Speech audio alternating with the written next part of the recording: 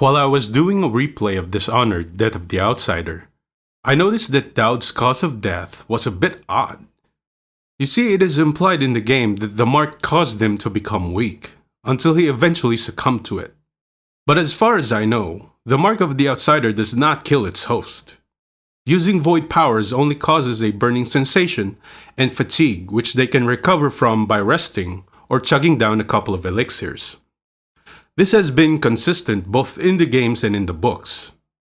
If we examine Granny Rags' timeline, for example, she was born in 1765 and eliminated by Corvo at 1837, which means she made it up to the age of 72.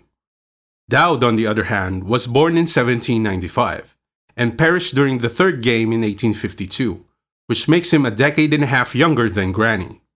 So for the mark to act like a cursed symbol that slowly drains the life force of its bearer is highly unlikely. This mystery remained unanswered until I got to read the second Dishonored book, The Return of Daud.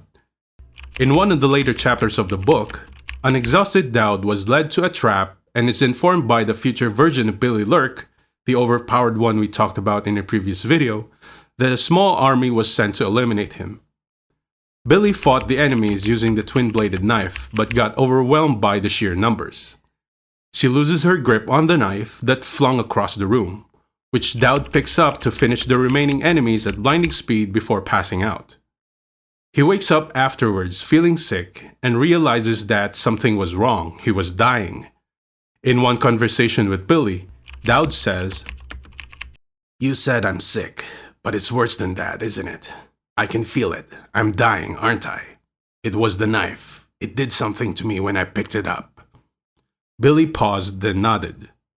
And so answers our mystery, or at least partially anyway, because this crucial information opened up a floodgate of several more queries and possible inconsistencies, which I'll get into at another time.